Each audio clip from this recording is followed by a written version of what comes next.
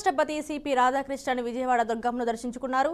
ఆలయ అర్చకులు వేద మంత్రోచ్చరణలతో ఘన స్వాగతం పలికారు. మంత్రి కొలుసూరు పార్థసారథి, పాలక మండలి చైర్మన్ రాధాకృష్ణ తదితరులు ఉపరాష్ట్రపతి దంపతులకు స్వాగతం పలికి దర్శన ఏర్పాట్లు చేశారు. అనంతరం దుర్గమ్మను దర్శించుకుని ప్రత్యేక పూజలు చేశారు. విజయవాడ రావడం, అమ్మవారిని దర్శించుకోవడం ఎంతో సంతోషంగా ఉందని ఉపరాష్ట్రపతి అన్నారు. ప్రజలందరిపై అమ్మవారి ఆశీస్సులు ఉండాలని, ఆంధ్రప్రదేశ్ అన్ని రంగాల్లో అభివృద్ధి చెందాలని పేర్కొన్నారు. ప్రజలంతా సంతోషంగా ఉండాలని అమ్మవారిని ప్రార్థించినట్లు చెప్పారు. Goddess, Navaratri is for goddess. Navaratri, we are celebrating so many festivals all over the country, but Navaratri is the most important festival, and this is the only festival we are celebrating for 9 continuous days. That is the greatness of it. Everybody is talking about equal right to woman, equal right to woman, equal right to woman.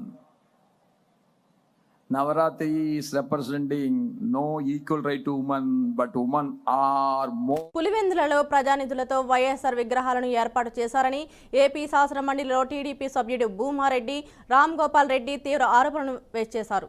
గత ప్రభుత్వం హయాంలో కూడళ్ల అభివృద్ధి పేరుతో కోట్లాది రూపాయలను దుర్వినియోగం చేస్తూ వైఎస్ఆర్ విగ్రహాలను ఏర్పాటు చేశారని ఆయన విమర్శించారు. టీడీపీ సభ్యులు తిరుమల నాయుడు, ఆలపాటి రాజేంద్రప్రసాద్ కూడా రాష్ట్రంలో అనధికార విగ్రహాలను నియంత్రించాలని ప్రభుత్వాన్ని కోరారు. అయితే బహిరంగ ప్రదేశాల్లో 25-24 విగ్రహాలను అనధికారికంగా ఏర్పాటు చేశారని, వాటి తొలగింపులకు కలెక్టర్లకు ఆదేశాలిచ్చామని మంత్రి బీసీ జనార్దన్ రెడ్డి సమాధానం ఇచ్చారు. దాంతో వైఎస్ఆర్ను కించపరుస్తున్నారని బొత్స సత్యనారాయణ సభ నుండి వాకౌట్ చేశారు.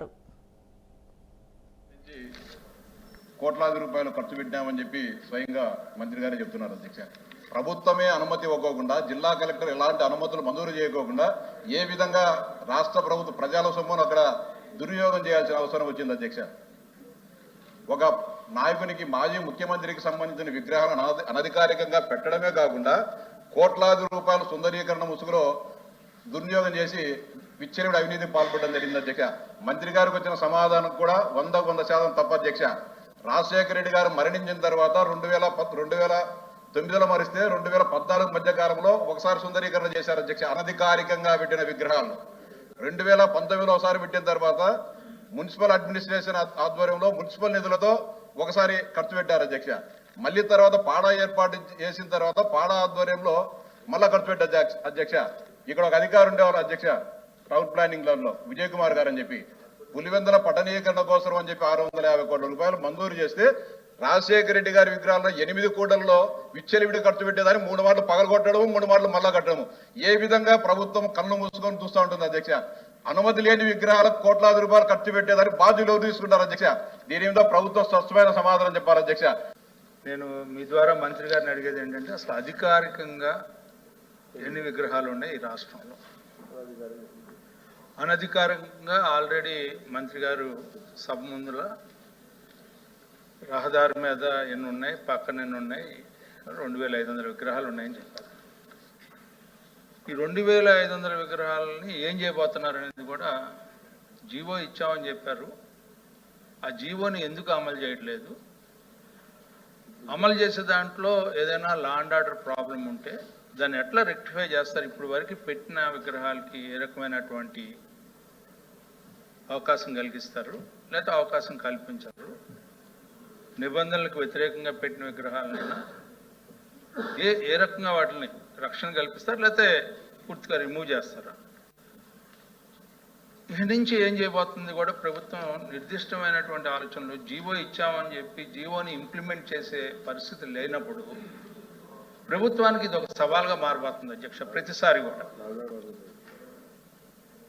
ఇలాంటి పరిస్థితులు ఉత్పన్నం కాకుండా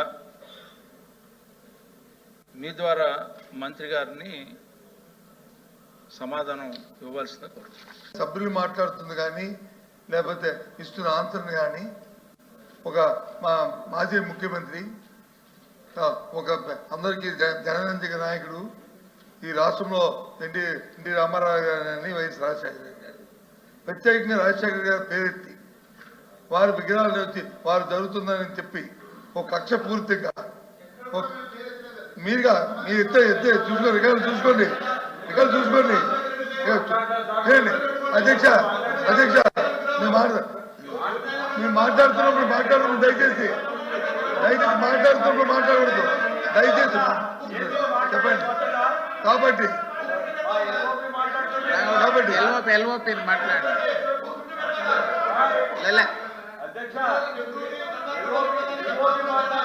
అధ్యక్ష ఎల్ఓపి గారిని అధ్యక్ష కక్షపూర్తిగా ఇది ఇక్కడ జరుగుతున్న ఈ చర్చకి ఇది సాంప్రదాయం కాదు అధ్యక్ష. ఇది మేము ప్రభుత్వానికి మేము చేస్తున్న చట్టవిరుద్ధమైన కార్యక్రమాలు చేయడానికి మేము దాన్ని సపోర్ట్ చేయడానికి మేము లేము. చట్ట ప్రకారం ఏం చేసినా మాకు అభ్యంతరం. పౌర సరఫరాల వ్యవస్థలో లోపాలను సరిదిద్దేందుకు చర్యలు తీసుకుంటున్నామని మంత్రి నాదెండ్ల మనోహర్ తెలిపారు. పీడీఎస్ బియ్యం అక్రమ రవాణాను నిరోధించడంపై శాసన మండలిలో ఎమ్మెల్సీ ప్రశ్నలకు మంత్రి సమాధానమిచ్చారు. కూటమి ప్రభుత్వం వచ్చాక 234 కోట్ల విలువైన పీడీఎస్ బియ్యాన్ని స్వాధీనం చేసుకున్నట్లు చెప్పారు. కాకినాడ పోర్టులో 3, విశాఖలో 3, నెల్లూరులో ఒక చెక్పోస్ట్ ఏర్పాటు చేసి పర్యవేక్షిస్తున్నామని స్పష్టం చేశారు. 5.65 లక్షల మెట్రిక్ టన్నుల బియ్యాన్ని ఏడాదిలోనే స్వాధీనం చేసుకున్నట్లు వివరించారు. 2 రోజుల్లో ఈ అంశంపై ప్రభుత్వానికి నివేదిక ఇచ్చి క్రిమినల్ కేసులు నమోదు చేస్తామని తెలిపారు. 4 జూన్ నుండి పీడీఎస్ బియ్యం అక్రమ రవాణా మళ్లింపుకు అరికట్టడానికి ప్రభుత్వం కఠినమైన చర్యలు తీసుకుంటుంది అధ్యక్ష. పోలీసు మరియు నిఘా అధికారుల సమన్వయంతో పౌర సరఫరాల శాఖ ప్రత్యేక అమలు కార్యక్రమాలను నిర్వహిస్తోంది. జిల్లా స్థాయిలో టాస్క్ ఫోర్స్ను ఏర్పాటు చేయడమైంది అధ్యక్ష. తనిఖీలు మరియు అమలు కోసం కొత్త చెక్ పోస్టులను ఏర్పాటు చేయడమైంది. 1955 నిత్యావసర సరుకుల చట్టం మరియు 2018 ఆంధ్రప్రదేశ్ రాష్ట్ర లక్షిత ప్రజా పంపిణీ వ్యవస్థ. ఏపీలో ఆసక్తికర పరిణామం చోటు చేసుకుంది. వివేక హత్య కేసులో తన పరువుకు భంగం కలిగించారంటూ పులివెందుల సీఐ శంకరయ్య ఏకంగా ముఖ్యమంత్రి చంద్రబాబుకు లీగల్ నోటీసులు పంపాడు. ఆ నోటీసులలో వివేక హత్య కేసులో తన వ్యక్తిగత ప్రతిష్టకు భంగం కలిగించేలా చంద్రబాబు పలుమార్లు తప్పుడు ప్రకటనలు చేశారని ఆరోపించారు. దీంతో ఆయన తరపు న్యాయవాది చి ధరణేశ్వరరెడ్డి నుంచి ఈ నెల 18న సీఎం చంద్రబాబుకు లీగల్ నోటీసులు అందిన విషయం ఆలస్యంగా వెలుగులోకి వచ్చింది. అయితే వివేక హత్య కేసులో తనపై చేసిన నిరాధార ఆరోపణలకు గాను అసెంబ్లీలో సీఎం చంద్రబాబు తనకు బహిరంగ క్షమాపణలు చెప్పాలని, పరువు ప్రతిష్టలకు భంగం కలిగించినందుకు గాను 1.45 కోట్ల రూపాయలు పరిహారం చెల్లించాలని శంకరయ్య లీగల్లో నోటీసులు ప్రస్తావించాడు.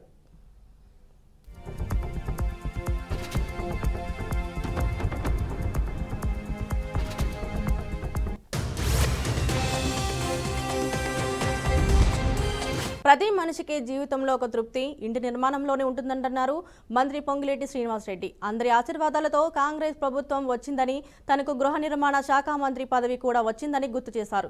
గత ప్రభుత్వం ఇళ్ల విషయంలో ప్రజలను మోసం చేసిందని అన్నారు. ఖమ్మం జిల్లాలో పర్యటించిన ఆయన ఆరెంపులలో ఇందిరమ్మ ఇల్లు ప్రారంభించారు. అనంతరం లబ్ధిదారుడి ఇంట్లో భోజనం చేశారు. సంవత్సరాల పరిపాలనలో ఇల్లు కట్టడం అట్లా వదిలేయండి. ఆ డిపార్ట్మెంట్ ని మొక్కలుగా చిన్న పీలికలుగా చీల్చి చెండాడి హౌసింగ్ డిపార్ట్మెంట్ అనేది లేకుండా ఆనాడు మహాప్రభు ఆ దొరవారు చేశారు. తెలంగాణ సీఎం రేవంత్ రెడ్డి ఏపీ సీఎంకు కోవట్టు అంటూ తీవ్ర విమర్శలు చేశారు. బీఆర్ఎస్ వర్కింగ్ ప్రెసిడెంట్ కేటీఆర్ బాబు ఆడించినట్లు రేవంత్ ఆడుతున్నారన్నారు. పక్క రాష్ట్రం కాంగ్రెస్లో అలమట్టం డ్యామ్ హైట్ పెంచేందుకు 70,000 కోట్లు ఖర్చు చేస్తే తప్పులేనిది కేటీఆర్ కాళేశ్వరంలో 100 కోట్లు తిన్నారని తప్పుడు మాటలు మాట్లాడుతున్నారని మండిపడ్డారు. మేడిగడ్డను ఎండబెట్టిండు, నీళ్ళు ఇస్తలేరు రేవంత్ రెడ్డి. ఇయ్యాడు. ఎందుకు ఇయ్యాడు? ఎందుకంటే ఆయన బాస్ కిందున్నాడు చంద్రబాబు నాయుడు. నువ్వు కడితే బరాబర్ మర్యాద ఉండదు రాబాయ్ అంటే కిందికి నీళ్ళు పోవన్నాయి. మరి ఇయ్యాడు. ఆయన ఆడిచ్చినట్టు ఈయన పాపం ఈయనదేమని ఈయన కోవట్టు చిన్న మనిషినా, వాళ్ళిద్దరు ఎట్లా ఆడిస్తే అట్లా ఆడేటోడు ఈయన చేతులు ఏముంటుంది.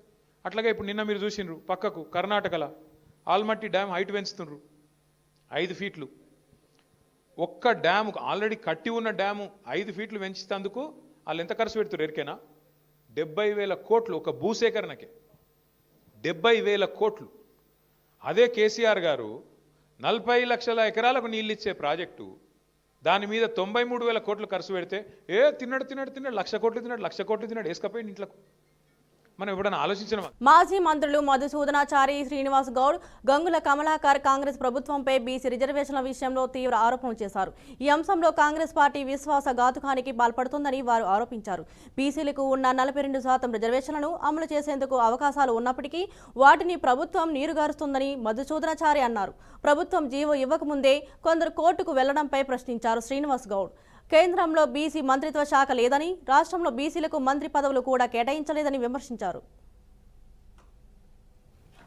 బీసీలకు న్యాయం జరగడానికి స్పష్టమైనటువంటి రోడ్ మ్యాప్ ఉన్నప్పటికీ దాన్ని రకరకాలుగా నీరుగార్చి బీసీల మనసులలో గుణపాలు దింపుతా ఉన్నది. పర్యవసానాలు చాలా తీవ్రంగా ఉంటాయని రేవంత్ రెడ్డి ప్రభుత్వానికి, కాంగ్రెస్ పార్టీకి హెచ్చరిస్తా ఉన్నాం. కేసీఆర్ గారు తెలంగాణ రాష్ట్ర సాధనోద్యమాన్ని ప్రారంభించినప్పుడు కొద్దిమంది వ్యక్తులకు తప్ప ఎవరికి కూడా తెలంగాణ రాష్ట్రం సాధ్యమవుతుంది అనేటువంటి నమ్మకం లేకుండే. అటువంటి పరిస్థితుల్లో ఉద్యమాన్ని ప్రారంభించి తెలంగాణ రాష్ట్రాన్ని సాధించడం సాధ్యమైనప్పుడు తెలంగాణలో బీసీలకు ఇచ్చినటువంటి హామీలను నెరవేర్చడానికి స్పష్టమైనటువంటి అవకాశాలు ఉన్నప్పటికీ కాంగ్రెస్ పార్టీ ఈరోజు ద్రోహం చేస్తున్నది. పంచాయతీరాజ్ చట్టం 285A ప్రకారం చట్టాన్ని సవరించి మేము పెంచినా సుప్రీంకోర్టులో నిలవలేదు, తెలుసు మీకు అది. మళ్ళీ ఈరోజు మీరేం చేస్తున్నారు? సేమ్ అదే పంచాయతీరాజ్ చట్టాన్ని సవరించి మళ్ళీ మీరు పెంచుతున్నారు. ఒకసారి ఇదే జీవోని సుప్రీంకోర్టులో వాదించినా గెలవనప్పుడు అదే సుప్రీంకోర్టు ఆధారంగా జడ్జిమెంట్ ప్రకారంగా మళ్ళీ 284 సెక్షన్ పంచాయతీరాజ్ చట్టం ప్రకారమే 50% లోపు రిజర్వేషన్ ఇచ్చి ఎలక్షన్ పిలిచిన తర్వాత ఇది సాధ్యపడదు, ఖచ్చితంగా చట్ట సవరణ చేయాలి, 9th షెడ్యూల్లో చేర్చాలి అని చెప్పి దేశంలో అనేక రాష్ట్రాల తీర్పు ఉన్నా, సుప్రీంకోర్టు తీర్పు ఉన్నా మీరు ఏ ధైర్యంతో ఈరోజు జియో ద్వారా మీరు ఎలక్షన్ పోదామని చెప్తున్నారు? మహారాష్ట్ర కొట్టేసింది. ఈరోజు మీరు 42% వారు జీవో వేస్తే కూడా సేమ్ అదే జరుగుతుంది. ఇది జరగద్దని మేము కోరుకుంటున్నాము. ఈ స్థానంలో మేము కూర్చున్నామంటే మా భవిష్యత్తు మా కోసం కాదు, మా పిల్లల భవిష్యత్తు ఆధారపడి ఉన్నది మా మీద. మేము తప్పు చేస్తే వాళ్ళు సహించరు. డెఫినెట్గా మేము డిమాండ్ చేస్తున్నాం రేవంత్ రెడ్డి గారిని. మళ్ళీ చెప్తున్నాను, అవమానం చేస్తే సహిస్తాము, అన్యాయం చేస్తే సహిస్తాము, కానీ అవమానం చేస్తున్నావు. కాబట్టి మీరు 42% బీసీ రిజర్వేషన్ కావాలంటే డెఫినెట్గా ప్రధానమంత్రి దగ్గరికి వెళ్ళాలి. ఇది ఒక్కటే సొల్యూషన్. ప్రధానమంత్రి ఆ రోజు పివి నరసింహరావు గారి దగ్గరికి ఎట్లయితే జయలలిత సాధించుకున్నదో ఈరోజు మీరు దగ్గర 50 సార్లు మీరు ఢిల్లీకి వెళ్ళినరు. ఏ ఒక్కరోజు ప్రధానమంత్రిని మీరు కలవలేదు బీసీ రిజర్వేషన్ గురించి. ఏ ఒక్కరోజు మీరు 100 మంది పార్లమెంట్ సభ్యులు అసెంబ్లీని స్తంభించ చేయలేదు. మేమందరం కూడా తమిళనాడుకి వెళ్ళి అక్కడ జరిగినటువంటి తీరును పూర్తిగా పరిశీలించి ఇది 100% 9th షెడ్యూల్లో చేరిస్తే తప్ప, అది చెప్పిన తర్వాతనే బిల్ పాస్ చేస్తే తప్ప పార్లమెంట్లో ఇది కాదని తెలిసినప్పటికీ మళ్ళీ అనేకమైనటువంటి మోసాలు చేస్తున్న రేవంత్ రెడ్డి గారు, ఖచ్చితంగా నీకు బీసీలు అంటే నువ్వు ఏ రకంగా అయితే చులకన భావిస్తున్నావో 100% రేపు రాబోయేటటువంటి ఏ ఎన్నికలైనా మీరు భూస్థాపితం చేయడానికి కూడా బీసీలు సిద్ధంగా ఉన్నారు. ఎందుకంటే నీకు 5 సంవత్సరాలు నీ పదవిని కాపాడుకోవడానికి తప్ప, నీ కుర్చీని పదిలంగా ఉంచుకోవడానికి తప్ప స్థానిక సంస్థల ఎన్నికలు పెట్టాలనే ఉద్దేశం నీకు లేదు. దీన్ని బట్టి అర్థమవుతుంది.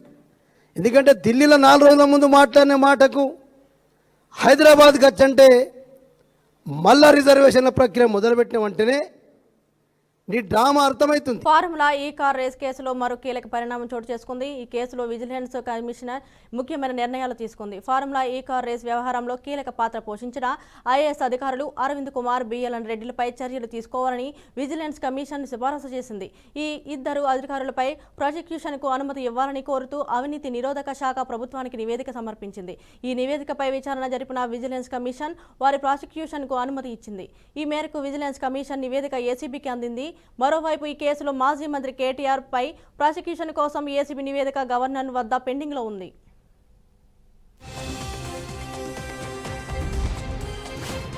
ఓజీ సినిమా సంబంధించి తెలంగాణ హైకోర్టులో కీలక నిర్ణయం వెలువడింది. తాజాగా విడుదల చేసిన బెనిఫిట్ షోలకు సంబంధించిన మెమో అలాగే టికెట్ల రేట్ల పెంపుపై హైకోర్టు స్టే పెట్టింది.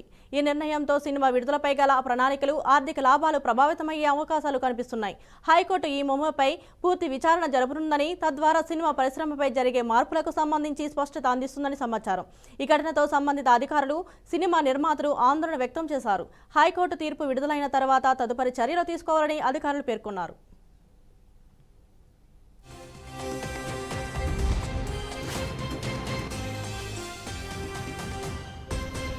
దీపావళి, దసరా పండుగల నేపథ్యంలో రైల్వే శాఖ తమ ఉద్యోగులకు బోనస్ను ప్రకటించింది. గ్రూప్ సి, డి స్థాయి ఉద్యోగులకు 78 రోజుల బోనస్ను కేంద్ర ప్రభుత్వం ప్రకటించింది. ఈ బోనస్ ద్వారా దాదాపు 10.91 లక్షల మంది రైల్వే ఉద్యోగులు లాభపడుతున్నారు.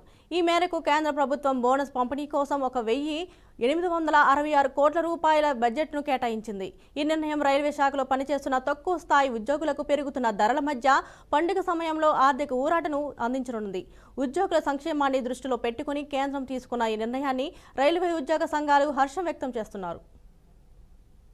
देश में है अभी 2-3 जगह है वो और नए ग्रीनफील्ड क्लस्टर्स भी बनेंगे, रिस्क कवरेज दिया जाएगा और डेवलपमेंट के नए इनिशिएटिव्स लिए जाएंगे. टोटल 19,989 करोड़ रुपीस का पिलर. వరుస ఎన్కౌంటర్లతో సతమతమవుతున్న మావోయిస్టులకు మరో పెద్ద షాక్ తగిలింది.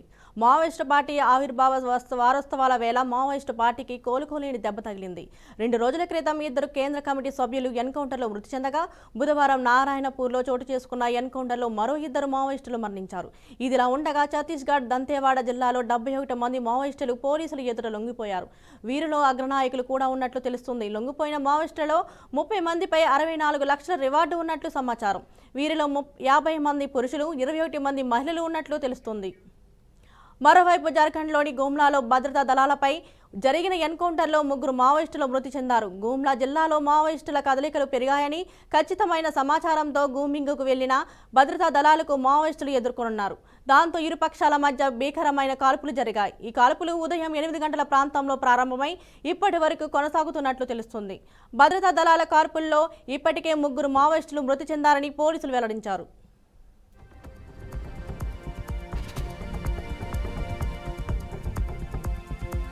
లద్దాఖ్కు రాష్ట్ర హోదా కల్పించాలని డిమాండ్ చేస్తూ లేహ్ నగరంలో చేపట్టిన నిరసన కార్యక్రమాలు హింసాత్మకంగా మారాయి. ఆందోళనకారులు, భద్రతా దళాలకు మధ్య జరిగిన ఘర్షణలో 4 మృతి చెందారు. మరో 30 మందికి గాయాలైనట్లు అధికారులు వెల్లడించారు. అయితే పోలీసులు జరిపిన కాల్పుల్లోనే 4 యువకులు మృతి చెందారని, గాయపడిన వారి సంఖ్య ఎక్కువ ఉందని ఆందోళనకారులు ఆరోపించారు. లద్దాఖ్కు రాష్ట్ర హోదాతో పాటు 6వ షెడ్యూల్ పొడిగింపు డిమాండ్ చేస్తూ కొంతకాలంగా స్థానికంగా నిరసనలు కొనసాగుతున్నాయి. ఈ క్రమంలో సెప్టెంబర్ 10 నుంచి 15 మంది ఆమరణ దీక్షకు దిగారు. ఇందులో 2 పరిస్థితి విషమంగా మారడంతో సెప్టెంబర్ 23 సాయంత్రం వారిని ఆసుపత్రికి తరలించారు. ఈ నేపథ్యంలో లద్దాఖ్ ఎపెక్స్ బాడీ యువజన విభాగం తాజా నిరసనలకు పిలుపునిచ్చింది. ఈ క్రమంలోనే లేహ్ నగరంలో అనేక మంది వీధుల్లోకి వచ్చి ఆందోళన చేపడుతున్నారు. వీరిని చెదరగొట్టేందుకు వచ్చిన భద్రతా దళాలపై ఆందోళనకారులు రాళ్లు రువ్వారు. స్థానిక భాజపా కార్యాలయానికి, పోలీసు వాహనాలకు నిప్పు పెట్టారు. బీహార్ అసెంబ్లీకి ఎన్నికలు దగ్గర పడుతున్న కొద్దీ జాతీయ పార్టీలైన కాంగ్రెస్, బీజేపీ తమ ఎన్నికల వ్యూహాలకు పదును పెడుతున్నాయి. ఇందులో భాగంగా ఇప్పటికే ఆ పార్టీ అగ్రనేతలు ఓ దఫా ప్రచార వేడిని తరలించగా, తాజాగా కాంగ్రెస్ పార్టీ 80 ఏళ్ల క్రితం అమలు చేసిన వ్యూహాన్ని అనుసరిస్తుంది. ఇందులో భాగంగా బీహార్లో కాంగ్రెస్ వర్కింగ్ కమిటీ సమావేశాన్ని ఆ పార్టీ ఏర్పాటు చేసింది. అయితే స్వాతంత్రం రాకముందు 85 ఏళ్ల క్రితం ఆనాటి పరిస్థితిని మళ్లీ తీసుకువచ్చేలా హస్తం పార్టీ భారీ వ్యూహరచన చేసిందని విశ్లేషకులు భావిస్తున్నారు. అదే సమయంలో హైదరాబాద్లో అనుసరించిన ఫార్ములానే ఇప్పుడు బీహార్లోని అమలు చేసి తెలంగాణలో సాధించిన విజయాన్ని పునరావృతం చేయాలని భావిస్తుంది.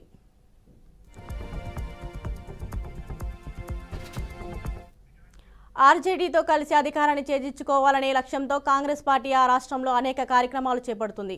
గత కొన్ని రోజులుగా బీజేపీపై ఓట్ల చోరీ ఆరోపణలు చేస్తున్న రాహుల్ గాంధీ ఇప్పటికే ఓటర్ అధికార యాత్ర నిర్వహించి ఎన్నికల హీట్ పెంచారు. ఈ క్రమంలోనే తాజాగా హస్తం పార్టీ వ్యూహాత్మకంగా సిడబ్ల్యూసీ మీటింగ్కు నిర్వహిస్తోంది. ఏఐసీసీ చీఫ్ మల్లికార్జున ఖర్గే అధ్యక్షతన బీహార్ కాంగ్రెస్ పార్టీ ప్రధాన కార్యాలయం సదాకత్ ఆశ్రమంలో ఈ మీటింగ్ జరిగింది.